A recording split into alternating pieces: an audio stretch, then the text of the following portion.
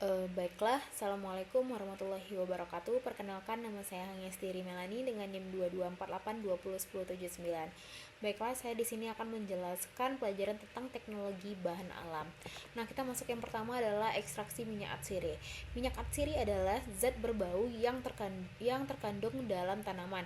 Minyak ini disebut juga dengan minyak menguap, minyak eritis, minyak esensial karena pada suhu kamar mudah menguap. Ciri utamanya itu adalah senyawa berwujud cairan atau liquid pada suhu ruang, terus mudah menguap atau terbang, menghasilkan aroma tertentu. Nah, untuk kandungan dari minyak atsiri ini adalah beberapa pada suatu tanaman terdiri dari campuran beberapa jenis senyawa minyak atsiri.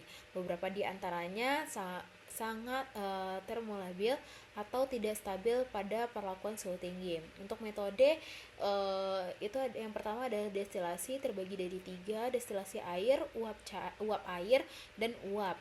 Terus yang kedua ada press, pelarut organik, enfluerasi, terus ada maserasi lemak panas. Nah, untuk metode yang pertama adalah destilasi. Destilasi ini tahapannya itu yang pertama ada persiapan, pemanasan, dan pemisahan. Untuk kelemahannya, senyawa rusak karena menggunakan panas. Untuk kelebihannya, teknologinya sederhana, waktunya cepat, dan pemisahannya juga mudah. Nah, untuk metode yang kedua itu adalah press. Tahapannya itu adalah persiapan, pengepresan, dan pemisahan. Nah, kelemahannya itu waktu lebih lama, persiapan juga lebih sulit. Nah, untuk kelebihannya itu teknologinya sederhana, terus senyawa tidak mudah rusak karena panas. Yang ketiga adalah pelarut organik. Tahapannya yang pertama adalah persiapan, ekstraksi, pemisahan. Untuk kelemahannya itu adalah pemisahannya lebih sulit, terus teknologinya juga mahal. Nah, untuk yang kelebihannya itu waktunya lebih cepat dan senyawanya tidak rusak karena panas. Untuk yang keempat ada enfiltrasi, itu tahapannya persiapan, ekstraksi, dan pemisahan. Untuk kelemahannya itu pemisahannya lebih sulit dan waktunya juga lebih lama. Untuk kelebihannya itu teknologinya sederhana, senyawa tidak rusak karena panas. Untuk yang kelima ada maserasi lemak panas, itu sama tahapannya persiapan, ekstraksi, dan pemisahan. Untuk kelemahan itu pemisahannya lebih sulit, waktunya lebih lama, dan senyawa rusak karena panas. Untuk kelebihannya teknologi hanya sederhana. Nah, terus kita lanjut ke fraksinasi dan isolasi. Fraksinasi berasal dari kata fraction atau bagian, serta harfiah dapat diartikan sebagai mekanisme untuk memilah-milah suatu kumpulan menjadi beberapa bagian, atau dapat dikatakan sebagai proses pembagian kelompok. Untuk tujuan fraksinasi yaitu mendapatkan fraksi tertentu dari suatu ekstrak, terus melakukan isolasi atau pemisahan suatu senyawa metabolit sekunder tunggal. Nah, untuk kromatografi itu ada KK, kromatografi lapis tipis, ada yang kolom, terus ada LVC, SEC, terus SPE. Untuk ekstraksi cair-cair, peningkatan popularitas ketidakcampuran antara dua komponen pelarut yang digunakan, terus dapat diprediksi senyawa terlarut ada yang nonpolar, semipolar, dan polar.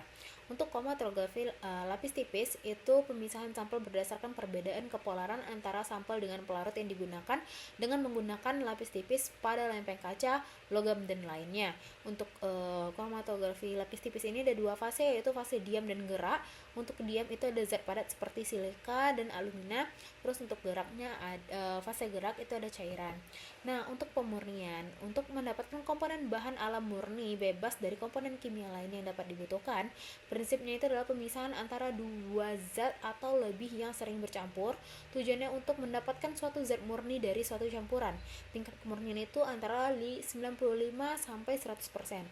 Pemisahan berdasarkan peristiwa fisika atau kimia, itu yang pertama pemisahan secara fisika tidak mengubah zat.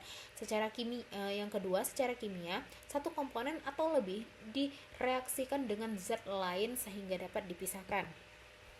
Nah, untuk pembagian kemurnian itu yang pertama ada rekristalisasi, itu proses pemurnian kembali senyawa organik padat dari bahan pengotornya dengan cara mengkristalkan kembali senyawa padat yang telah dilarutkan ke pelarut. Prinsipnya itu senyawa yang dilarutkan dengan pelarut yang dapat melarutkannya pada suhu tertentu. Terus ketika larutan jenuh berisi pelarut dengan suhu tinggi dan senyawa dibiarkan mendidih, kelarutan senyawa akan menurun sehingga membentuk kristal keluar dari larutan. Nah, yang kedua adalah dekantasi, itu proses pemisahan campuran sedimentasi dan penuangan langsung atau pemisahan pada bahan lain. Prinsip kerjanya didahului proses sedimentasi. Terus cairannya lebih bersih dituangkan dengan hati-hati ke kontainer lain. Terus metode ini tidak terlalu efektif karena masih banyak kemungkinan cairan yang tertinggal di sedimentasinya. Nah, terus yang ketiga adalah sublimasi, yaitu senyawa mengalami konversi dari suatu padatan menjadi gas tanpa melalui fase cair dengan cara memasukkan senyawa pada suatu sistem vakum. Nah, pada tekanan rendah, padatan akan membentuk gas dan terkondensasi menjadi senyawa murni. Nah, untuk temperatur dan pelarut yang digunakan, sublimasi dapat terjadi jika terdapat zat padat dengan tekanan uap relatif tinggi pada suhu di bawah titik lelehnya. Nah, untuk pembagian pemurnian ini ada alat-alatnya, yaitu kapas, kertas saring, cawan penguap, bunsen, kaki 3 dan kasa, terus ada juga corong. Nah, terus kita lanjut ke komputasi bahan alam. Komputasi diartikan sebagai cara untuk menentukan pemecahan masalah dari data input dengan menggunakan suatu algoritma.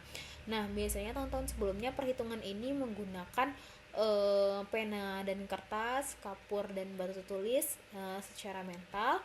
Ada juga terus dengan suatu tabel. Namun sekarang karena berkembangnya zaman, kebanyakan komputasi ini telah dilakukan dengan menggunakan komputer, yaitu dengan menentukan obat baru, database tanaman, prediksi aktivitas obat, prediksi farmakologi obat, dan molekular docking. Nah, mungkin sekian yang dapat saya sampaikan. Apabila ada kesalahan dan kekurangan, saya minta maaf. Assalamualaikum warahmatullahi wabarakatuh.